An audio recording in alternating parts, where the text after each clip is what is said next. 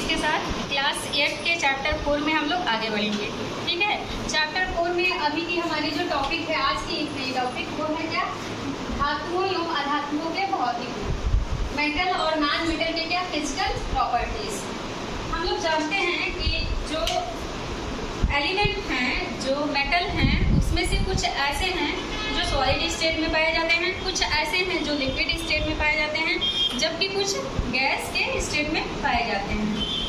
जो solid state में पाए जाते हैं उन्हें हम अपने चारों तरफ ज़्यादातर देख ही रहे हैं, जैसे सिल्वर हुआ, गोल्ड हुआ, ठीक है, आयरन हुआ, ये सब सॉलिड स्टेट में पाए जाते हैं।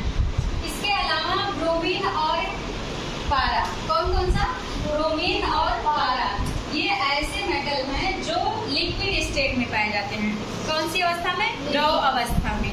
ठीक है, और इसके अलावा आयोडीन, कार्बन, सल्फर और सिलिकॉन ऐसे मेटल हैं, ठीक है, ये ऐसे मेटल हैं जो किस अवस्था में पाए जाएंगे? गैस अवस्था में। कौन सी अवस्था में?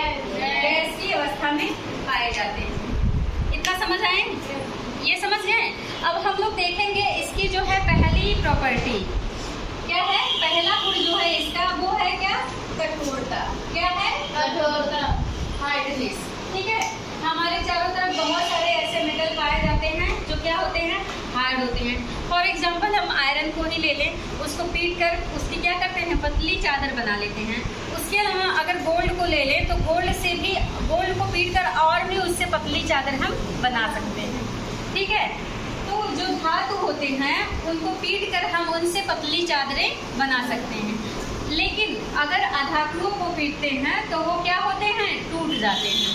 इसलिए कहा जाता है कि अधातु क्या होते हैं? क्षणभंगुर होते हैं। अधातु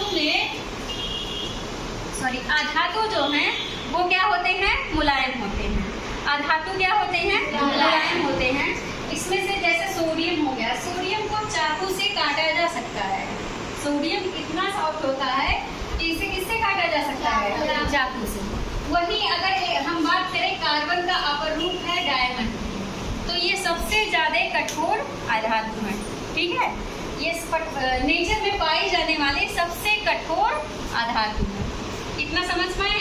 दूसरा गुण जो है वो है क्या? चमक, शाइनिंग। तो हम सब जानते हैं धातुओं में क्या होता है? चमक होता है। इसीलिए बहुत सारी धातुओं का उपयोग शाइन करने वाली वस्तुओं को बनाने में किया जाता है। फॉर एग्जाम्पल ज्वेलरी को ही ले लीजिए, ठीक है, लेकिन अधातुओं में शाइनिंग का गुण नहीं होता है, उनमें चमक नहीं होता है। तीसरा गुण जो है वो है आघातवर्धनीयता। तीसरा गुण क्या है? आघातवर्धनीयता। इसे इंग्लिश में बोलते हैं मिलेबिलिटी। ये बहुत इंपॉर्टेंट गुण है। आघातवर्धनीयता का मतलब होता है किसी भी धातु को, किसी भी तत्व को, किसी धातु के पीट कर, उसे क्या करके? पीट करके, हैमर करके उसकी पतली से पतली चादर बनाना। यही गुण क्या होता है? आघातवर्धनीयता। मतलब चोट को कोई धातु कितना ज्यादा सहकर वो और पतला हो सकता है। ठीक है, तो जो गुण है आघातवर्धनीयता का वो पाया जाएगा एल्यूमिनियम में, कॉपर में और आयरन में। इसके अलावा सिल्वर और गोल्ड में आघातवर्धनीयता का गुण सबसे ज्यादा पाया जाता है। सबसे ज्यादा गोल्ड में पाया जाता है, जबकि अधातुओं में आघातवर्धनीयता का गुण नहीं पाया जाता है। पहले भी मैं आपको बताई कि अगर उसे पीटा जाता है तो वो क्या होता है? टूट जाता है। अगला गुण है जो है वो है तन्यता, इंग्लिश में बोलेंगे टेंसाइल। ये गुण होता है किसी भी धातु से उसकी पतली से पतली तार बनाना। ठीक है, जैसे 1 ग्राम सोने से 2 किलोमीटर लंबाई का तार बनाया जा सकता है। अब आप सोच सकते हैं कि इसकी तन्यता कितना ज्यादा है। 1 ग्राम अगर सोना ले लिया जाए तो उससे कितने लंबाई का तार बनाया जा सकता है? 2 किलोमीटर का। 2 मीटर नहीं, 2 किलोमीटर का। ठीक है, ये गुण अधातुओं में नहीं होता है। अगला है क्या? चालकता। चालकता मतलब होता है कंडक्टिविटी, मतलब इलेक्ट्रिसिटी को किस धातु में कितनी तेजी से पास किया जा सकता है। तो हम सब जानते हैं हमारे चारों तरफ जो वायर पाए जा रहे हैं उसमें कौन सी धातु है? कौन सी धातु है? किसका बना होता है तार? ऊपर से जो प्लास्टिक की कोटिंग है इसके अंदर हम लोग देखते हैं एक भूरे कलर का होता है, गोल्डन टाइप का। ठीक है, वो कौन से धातु का बना होता है? तांबे का होता है, कॉपर का बना होता है। किसका बना होता है? कॉपर का।